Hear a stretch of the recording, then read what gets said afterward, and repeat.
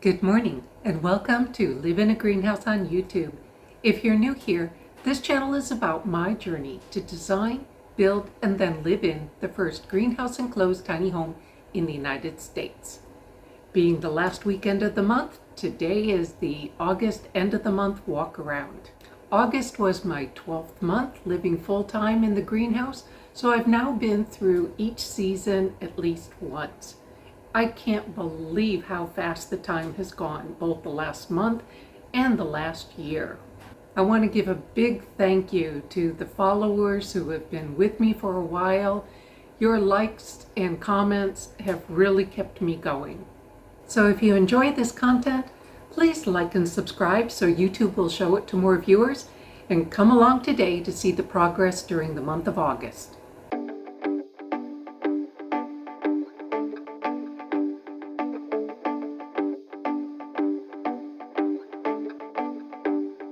Got the truck running this month, so now I can do a lot of the jobs that need that hauling capacity, like moving this pile of materials, some to the storage area and some to the dump. My permit originally included a carport here, but it didn't get done with the house, and now I don't feel like going through the permitting and construction process again so soon. This temporary cover should be good enough for a year or two.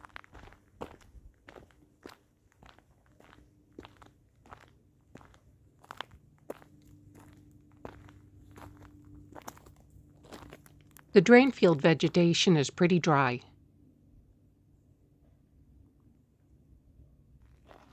The wildflowers are mostly spent, but there's still a bit of color.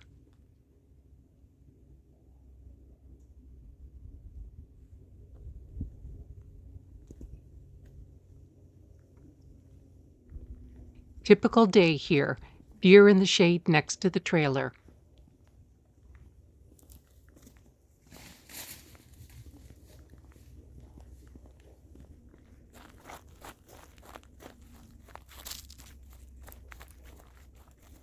Letting the foxglove and rose campion go to seed before cleaning it up.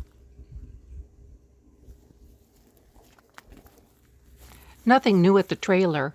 I'd wanted to pressure wash the deck, but I'll wait until after the next rain replenishes the rainwater tanks. Here, trim this hydrangea for me.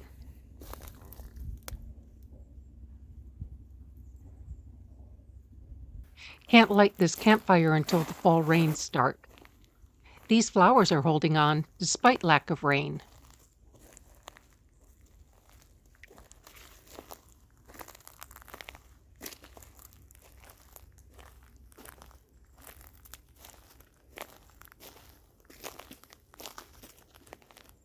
Both debris piles have been loaded for a dump run.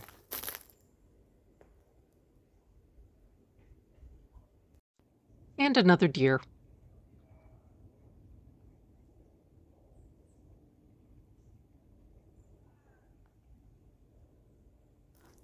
This is where most of my effort has been in August.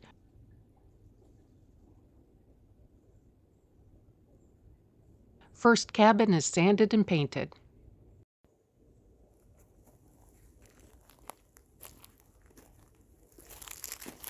With the dirt from the ramp sloping all the way to the cabin, I couldn't stand a ladder to work on these two sides. So the current project is cutting it back a couple feet.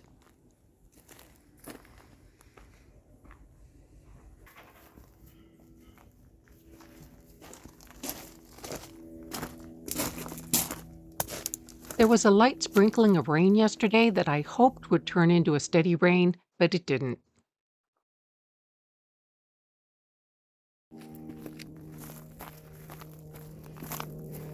After cutting back the dirt, I started the rock walls and sanding to prep for painting.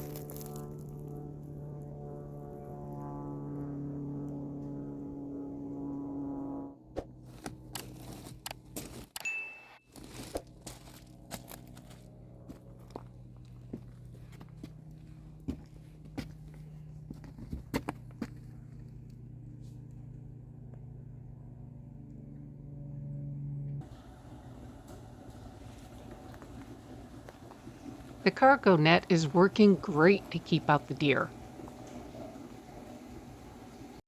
especially when the whole family comes for the buffet breakfast.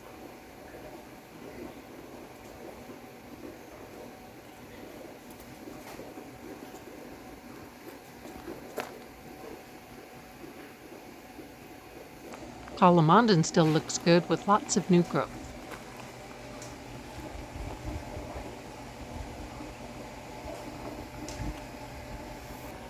The productive cucumber is spent and gone to the compost pile.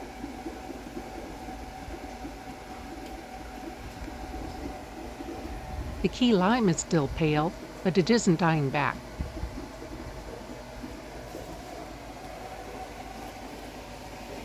These sunflowers have had one problem after another, including being grazed by deer and then powdery mildew. It's long past time they'd be able to flower this season, but there are buds starting to form. The olive still looks good. I'm treating the peach tree for spider mites.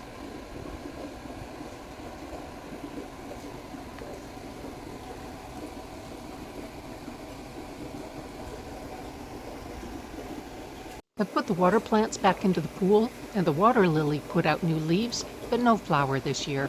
No real rain during the month, so no water has been added to the pool. Talked to Matt yesterday, and he may be able to come by next week to help move the gabion basket so I can patch the leak in the west pond seam.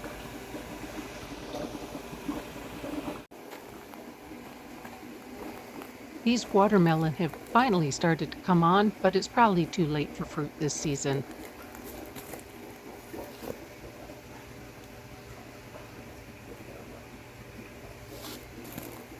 This cucumber is finally starting to produce fruit. One of the romaine transplants is still growing. Interesting how it bears no resemblance to head that I purchased at the grocery.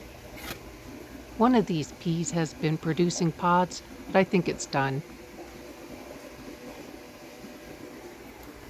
Started sugar snap peas for these two trellis.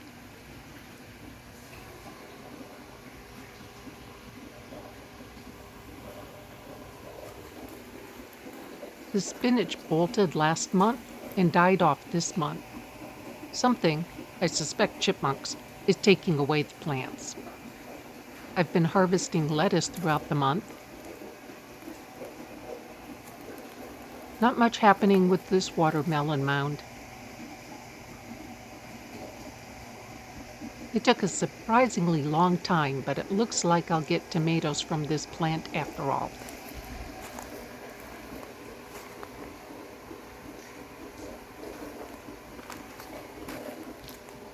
Still harvesting radishes.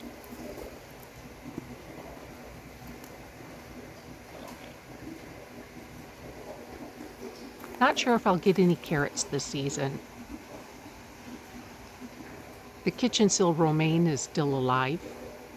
Bok choy is looking good since I got rid of the worms. Been harvesting a lot of purple and green beans.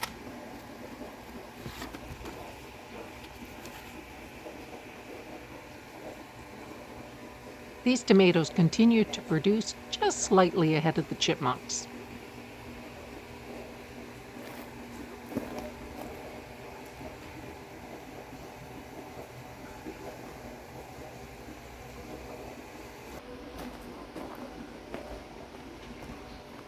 Newly planted sprouted ends from store-bought green onions.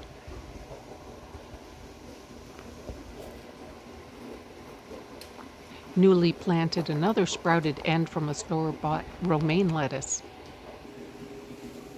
Nothing new at the potting bench, but so far it passes the design test. With power, water, and open and closed storage, and a waterproof surface, it's been very handy for whatever project I'm working on. I love it. Didn't get either of these border boards planted this month. I'll get back to inside projects when it's raining outside. I've moved this planter from the front door to here, so I have something nice to look at from my desk.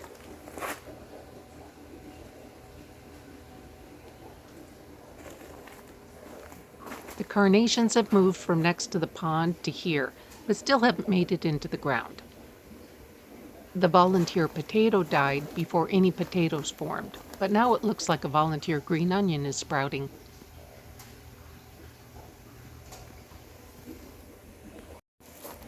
I'm feeding the Myers lemon on a regular schedule and watering regularly. It has lots of new fruit, but the leaves still don't look too good. More flowers coming on in the perimeter bed, but I've been spraying for powdery mildew, so basil doesn't look so good right now.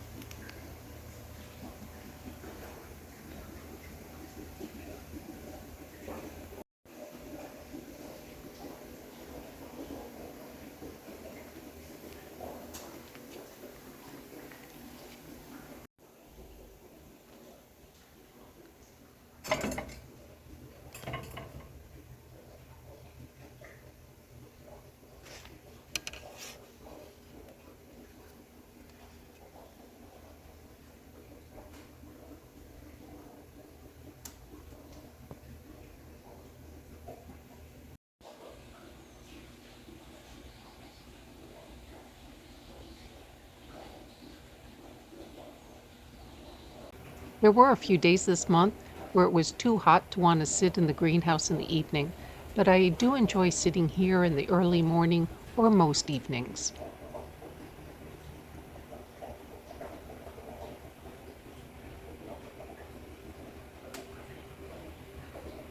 The carport will block the view to the road.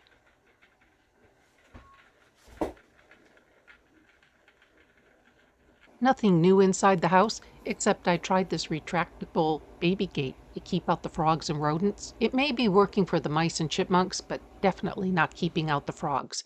Yesterday, there was a frog hanging on the glass at eye level. We'll need to go to Plan B, a reasonably priced retractable full screen door. And there you have it. As I approach the end of a full year living inside the greenhouse, there's still no sign of mold in the house or in the greenhouse. Thank you for watching. Please like, subscribe, and share with your friends. And come back next time as work starts on the second cabin.